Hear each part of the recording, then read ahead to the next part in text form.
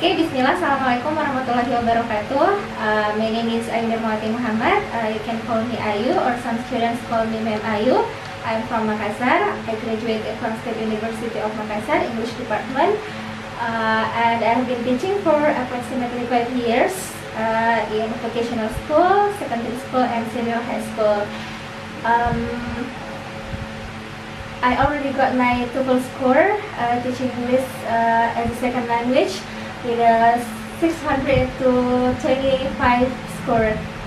Okay, that's all. Let's begin the lesson. Okay, so for today I would like to discuss about topic and main idea. Jadi untuk hari ini kita akan membahas tentang topik dan main idea. Nah, topik dan main idea ini adalah salah satu skill yang paling sering dimunculkan ya dalam soal-soal UTBK atau SBMPTN seperti itu. Nah, pertama kita mulai dengan memahami apa konsep dasarnya. Jadi kita harus paham dulu basic konsep dari topik and main idea tersebut. Nah, jadi yang pertama kita harus tahu dulu topik itu apa, main idea itu apa, seperti itu.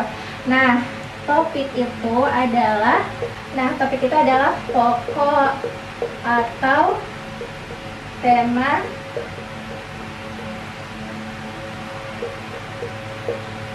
dari sebuah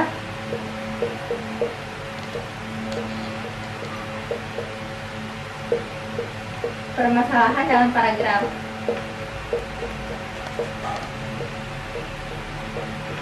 Nah, jadi yang pertama yang harus kita pahami itu adalah topik ya. Topik itu apa? Topik itu adalah pokok atau tema. Nah, dari sebuah permasalahan dalam paragraf seperti itu, atau bisa kita sebut dengan topik itu adalah inti, seperti itu ya. Nah, yang kedua adalah kita harus memahami yang namanya main idea. Apa itu main idea? Biasanya juga disebut sebagai ide utama, seperti itu.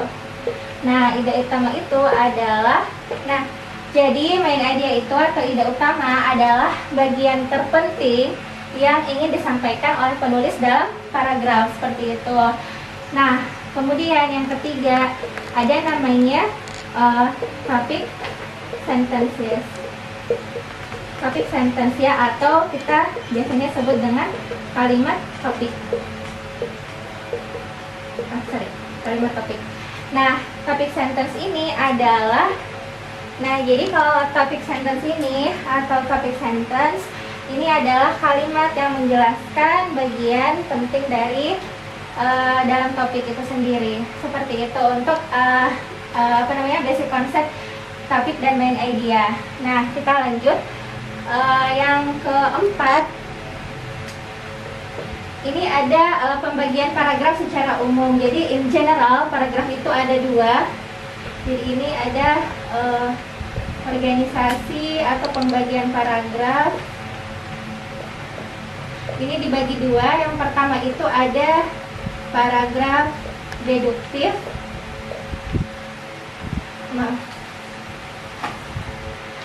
Ada paragraf deduktif dan ada paragraf induktif. Nah, jadi untuk pembagian paragraf itu secara general ada dua, ada paragraf deduktif dan ada paragraf induktif. Nah, kalau paragraf deduktif itu kalimat utamanya berada di akhir paragraf.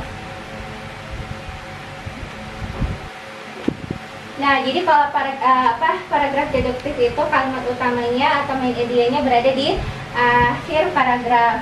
Nah, setelah itu biasanya disertai dengan ide-ide penjelas. Nah, kalimat deduktif ini biasanya banyak kita jumpai dalam penggunaan esai ya, seperti itu. Kemudian paragraf induktif. Kalau paragraf induktif, dia perbedaannya adalah kalimat utamanya berada di awal paragraf. Nah, kemudian setelah itu disertai sama ya dengan paragraf deduktif. Setelah itu disertai dengan ide-ide penjelas. Oke, kemudian perbedaan paragraf induktif dan deduktif adalah kalau paragraf induktif itu kesimpulannya biasanya lebih umum. Kemudian yang terakhir, konsep dasar yang terakhir adalah ciri-ciri ya. Biasanya kalau ada pertanyaan yang terkait untuk mencari topik atau mencari ide utama, biasanya itu ditanyakan dengan beberapa pernyataan ya. Misalnya pernyataan terkait soal topik dan main idea. Biasanya itu seperti contoh pernyataannya misalnya, what is the main idea of. Nah, jadi biasanya bentuk pertanyaan yang pertama itu adalah what is the main idea of. Jadi seperti itu, apa ide utama dari misalnya of the first paragraph dan seterusnya seperti itu. Kemudian bisa juga yang kedua adalah what is the text concern about. Nah, contoh yang kedua kalau misalnya menanyakan topik ya, bisa dengan pernyataan what is the text concern about, seperti itu. Jadi tentang apa, fokus apa, seperti itu. Kemudian yang ketiga bisa dengan what is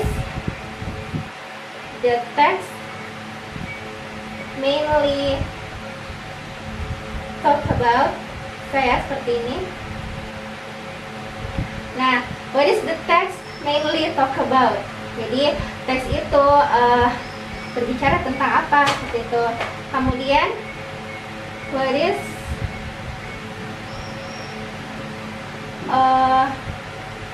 the text tell or deals or talk about. Ini sama ya ketika menanyakan tema juga seperti itu. Nah, mungkin untuk itu saja untuk basic konsep dari topik dan main idea. Selanjutnya kita akan masuk ke dalam pembahasan soal-soal terkait bagaimana cara kita mencari topik dan main idea pada sebuah paragraf, seperti itu. Oke, nah sekarang kita masuk ke pembahasan soal. Nah, untuk soal ini terdiri dari 3 paragraf.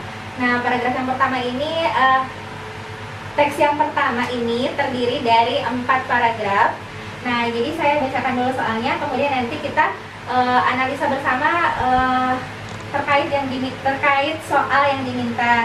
Jadi misalnya yang diminta adalah topik, nanti kita akan bahas bagaimana cara mencari topik, dan kalau yang diminta adalah main idea, nanti kita akan membahas bagaimana cara mencari main idea dari paragraf tersebut, dari teks tersebut. Oke, yang pertama, the latest round in ongoing debates over global warming trends claims that warming has indeed slowed down this century. And a wide slowing in the rise of global temperatures was recorded at the beginning of the 21st century. This was referred to as a hiatus or a pause. This hiatus was first observed several years ago. Climate change skeptics have used this as evidence that global warming has stopped permanently. But in June, the previous year, a study in Science claimed that the hiatus was just an artifice which disappears when biases in temperature data are corrected. Now, a prominent group of researchers is countering that claim. They argue in Nature Climate Change that even after correcting these biases, the slowdown was real. There is this mismatch between what the climate models are producing and what the observations are showing, says lead author John Fyvie. We can't ignore it. 5, he uses the term slowdown rather than hiatus. He also stresses that it does not in any way weaken global warming theory. He studied that question the existence of the slowdown corrected known biases in the surface temperature record maintained by the U.S. National Oceanic and Atmospheric Administration, or NOAA.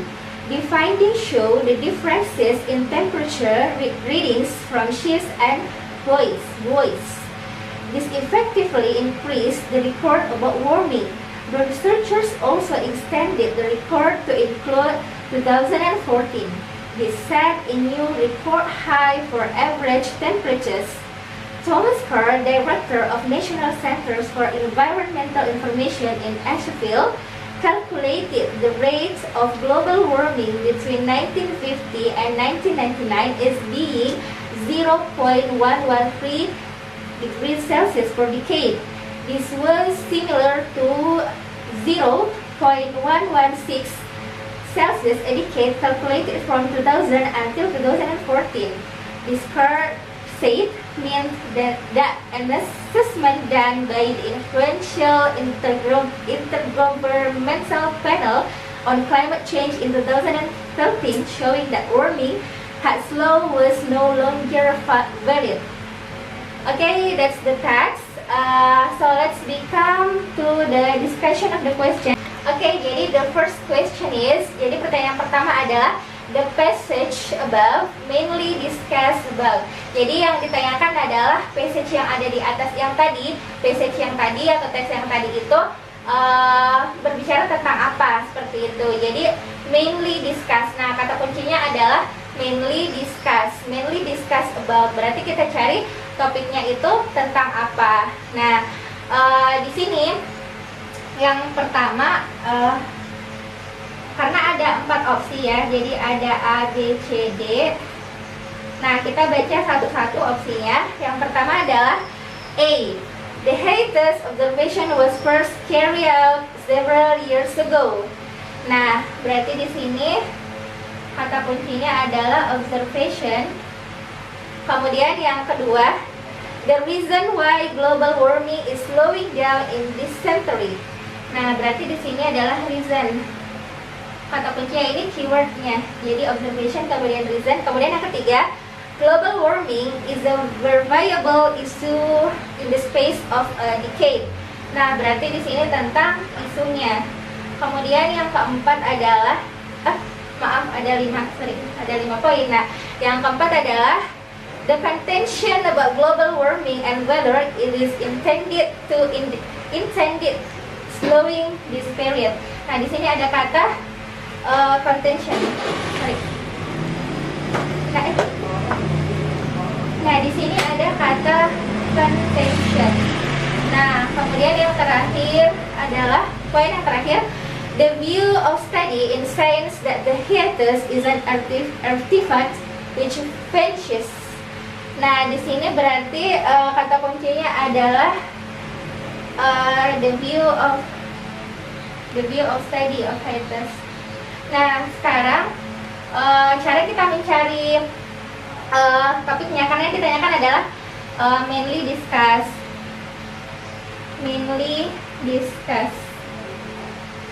Berarti ini kan adalah topik ya, berarti apa yang dibicarakan dari paragraf pertama, kedua, ketiga, kemudian keempat. Nah, sekarang kita ambil paragraf yang pertama. Nah, di paragraf pertama di situ ada kalimat utama, the latest round in ongoing debates over global warming trends claims that the warming has indeed slowed down this century. Nah, di situ ada kata kunci on an ongoing debate. Nah, berarti di sini ada perdebatan, seperti itu ya. Nah, di paragraf pertama ini dijelaskan bahwa ada terjadi perdebatan tentang isu global warming yang semakin melambat seperti itu. Nah, kemudian yang kedua, now a prominent group of researchers is countering that claim. Nah, berarti di paragraf kedua ini dibahas tentang klaim ya, tentang claim issues from the researcher. Berarti yang kedua ini, maaf, sorry. Berarti yang kedua ini adalah, nah, yang kedua ini adalah claim ya. Berarti apa namanya? Ini pembahasan ya. Jadi isunya dibahas oleh beberapa researcher seperti itu. Kemudian yang ketiga, oke, nah sekarang kita bahas yang paragraf ketiga. Nah, paragraf ketiga ini di situ ada kalimat the study that questioned the existence of the slowdown corrected node basis in the surface temperature recorded maintained by the U.S. National Oceanic and Atmosphere Administration or NOAA. Nah, di sini berarti kita berbicara tentang research yang dilakukan oleh NOAA ya di sini.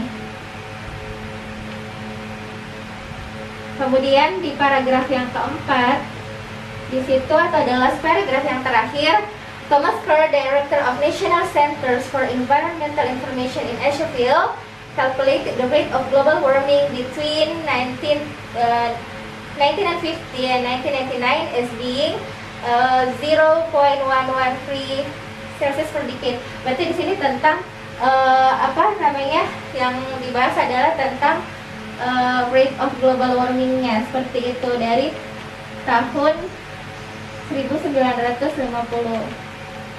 Nah, kalau untuk mencari mainly discuss-nya itu topiknya berarti kita lihat, nah setiap main idea dari paragraph 1, 2, 3, and 4.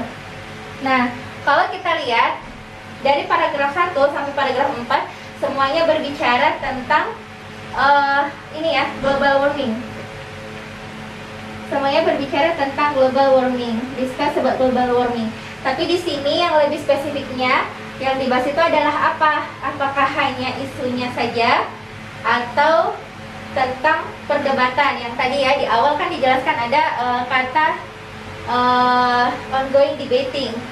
Nah, kalau kita lihat isunya berarti ini terlalu general, berarti ini salah karena dia too general. Nah, sementara kita cari yang spesifiknya seperti itu. Jadi topiknya apa? Nah, kemudian kalau reason ini juga kurang tepat. Kemudian the view of study ini juga kurang tepat karena tidak hanya membahas tentang hasil researchnya saja, ya seperti itu. Kemudian kalau observation juga salah, kurang tepat ya. Karena ini hampir sama dengan yang poin A ini hampir sama dengan poin E seperti itu. Nah, sekarang kita lihat poin D.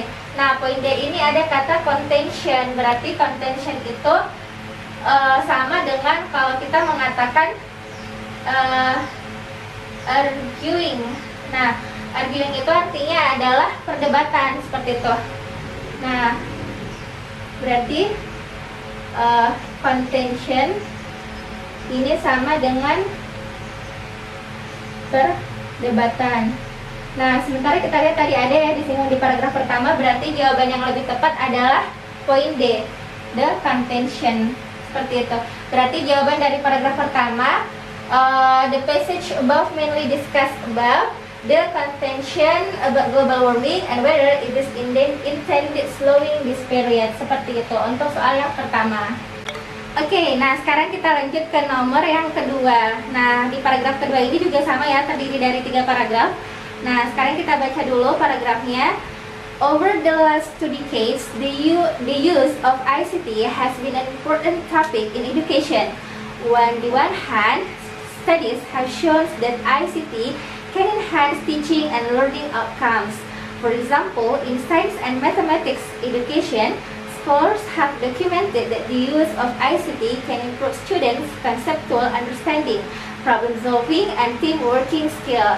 Consequently, most curriculum documents state the importance of ICT and encourage school teachers to use them.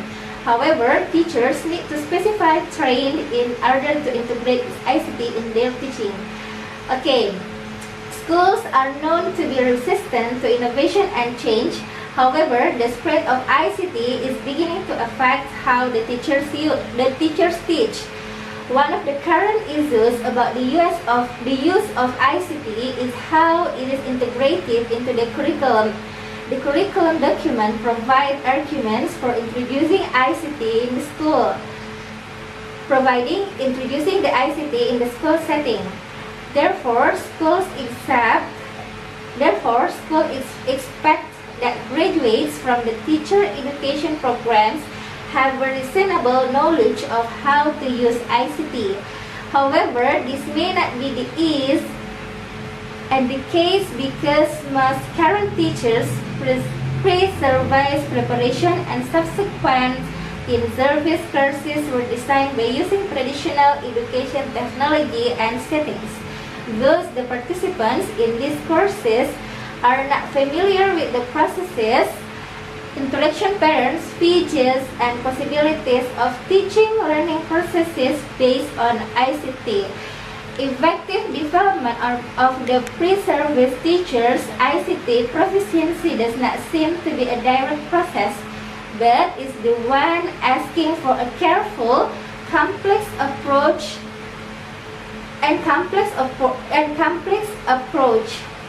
First, a need assessment is important to find out what ICT skills and knowledge teachers need at school. Second, designers of teacher education programs should know the pre-service teachers' perception of ICT and their attitudes toward ICT integration into curriculum. And the third, the teacher education programs need to consider the two typical arguments that support the ICT use in school. Okay, that's the passage. Nah, itu tadi teksnya. Sekarang kita lihat soalnya ya. Nomor 2 ini, based on the passage, paragraph 1 most likely discusses. Nah, berarti di sini yang ditanyakan di nomor 2 ini adalah most likely discusses.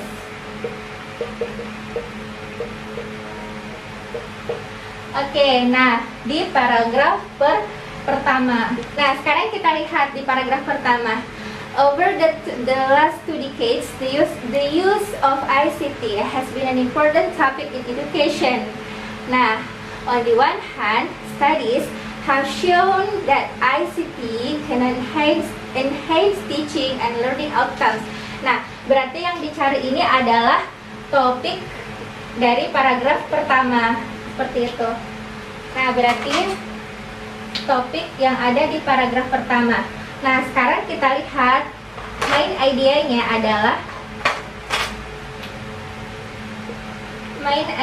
dari paragraf pertama adalah on the one hand, di sini ada ya. On the one hand,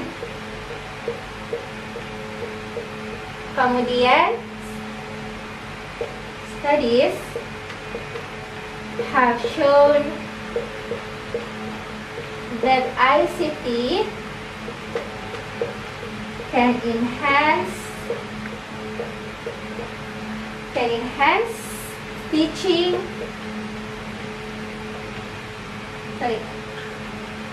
Can enhance teaching and learning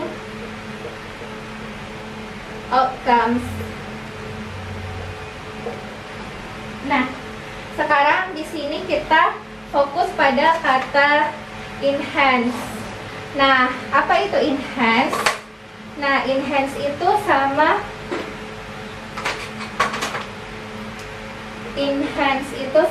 kalau kita mengatakan develop ya. Berarti artinya adalah meningkatkan.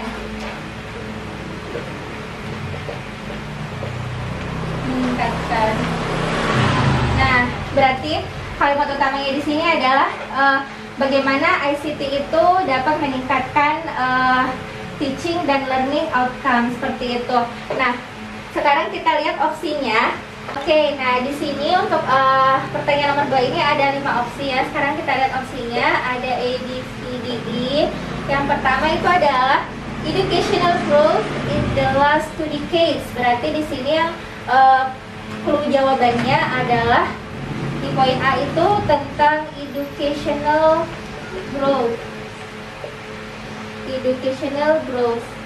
Oke, kemudian yang B, the development of education by using ICT. Berarti clue-nya adalah development teaching by ICT. Oke, next, the advantages of using ICT in the learning process. Berarti di sini berbicara tentang advantages using ICT. Kemudian yang seterusnya yang keempat, teachers need to be trained in order to integrate ICT in their teaching. Berarti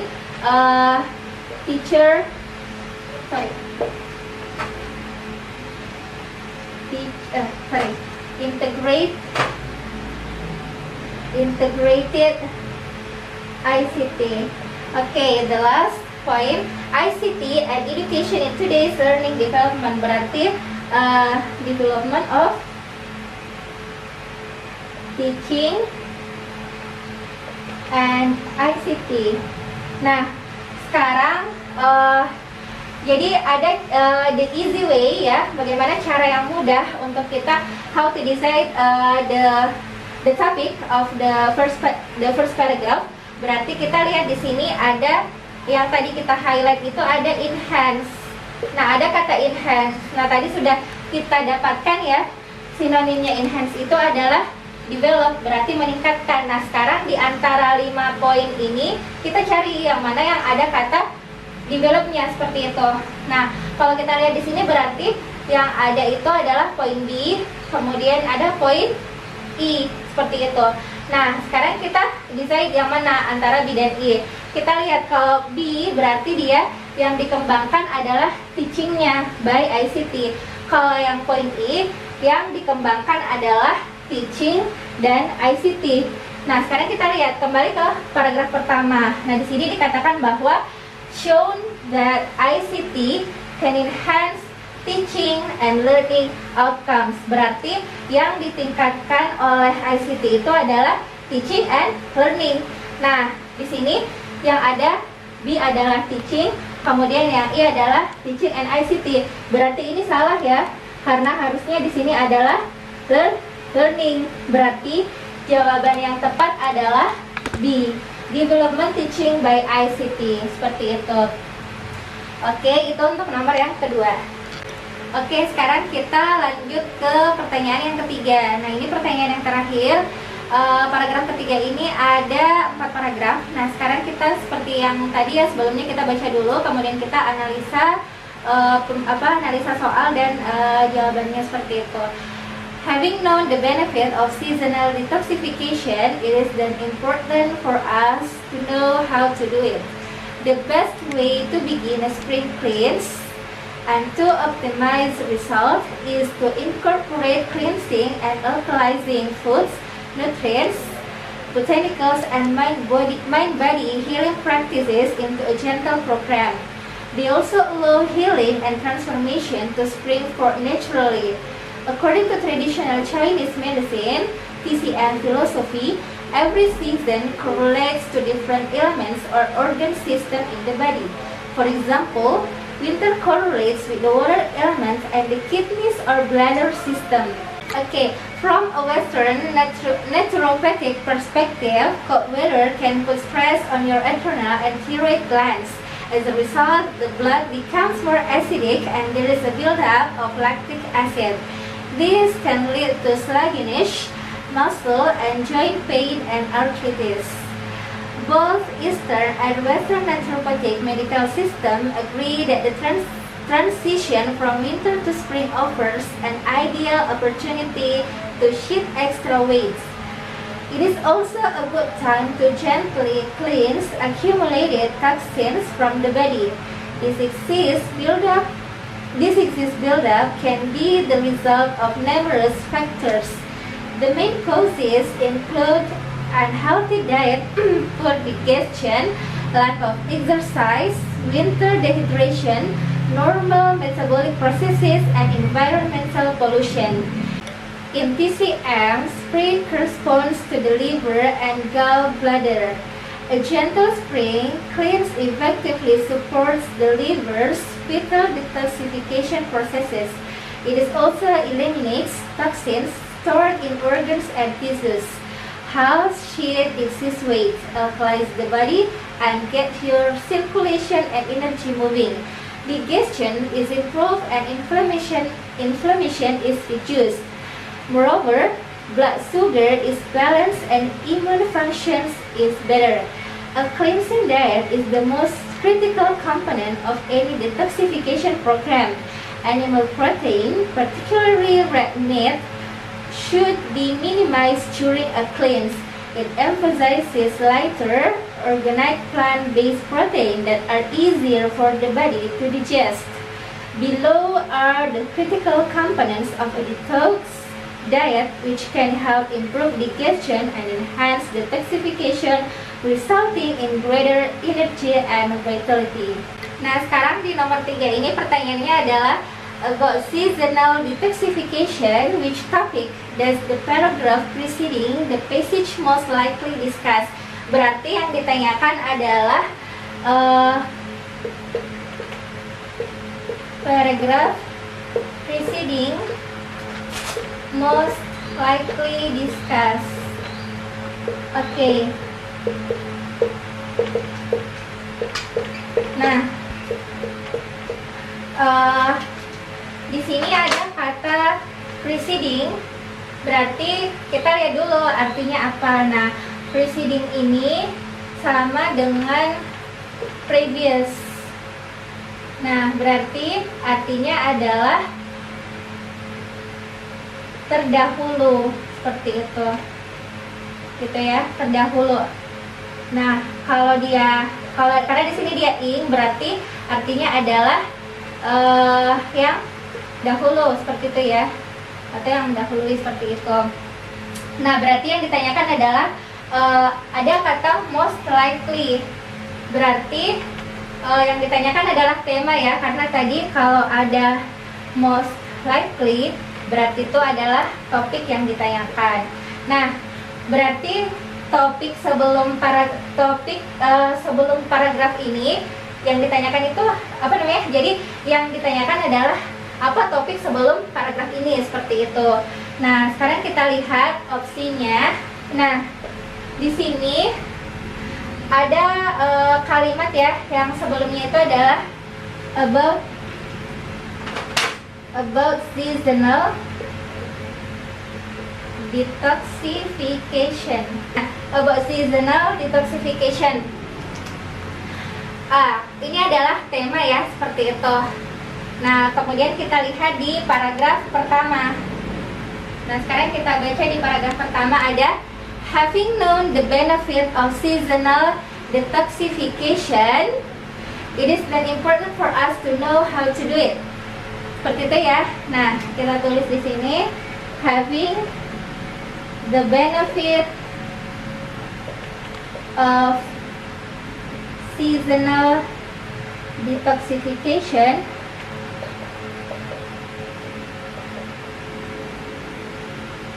it is then important for us to know how to do it. Nah, di sini ada kata benefit. Nah, seperti yang soal sebelumnya. Nah, di sini karena di paragraf pertama ini dia menjelaskan ya, having the benefit of seasonal detoxification ini adalah kalimat penjelas, seperti itu. Jadi dia adalah explanation idea. Nah, explanation idea dari apa? Nah, itu yang kita cari. Berarti ini adalah ide penjelas dari topik yang sebelumnya. Topik sebelumnya itu apa? Nah, di sini kan sudah ada kata kuncinya the benefit. Karena kan dia menjelaskan. Jadi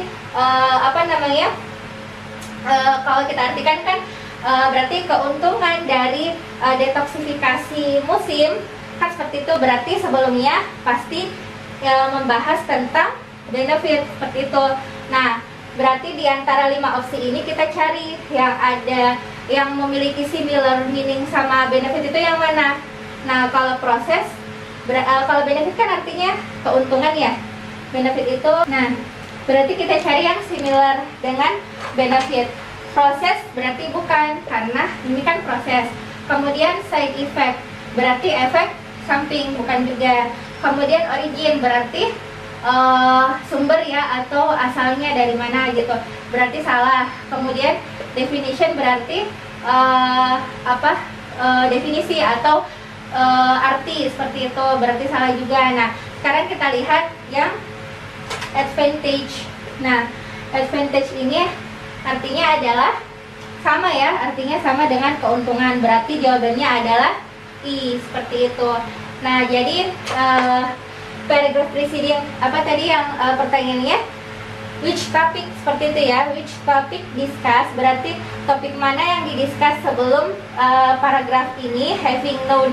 Having the benefit of seasonal detoxification adalah the advantage, berarti its advantage, seperti itu. Karena sama ya, berarti ini karena tadi ini adalah penjelasan ide dari paragraf sebelumnya, seperti itu. Mungkin itu saja untuk pembahasan kali ini dengan 3 contoh soal dari topik dan main idea. Semoga bisa membantu ya untuk bagaimana lebih detail, lebih menganalisa lagi dalam mencari main idea dan topik pada paragraf-paragraf yang diberikan, seperti itu. Oke, thank you very much. Assalamualaikum warahmatullahi wabarakatuh.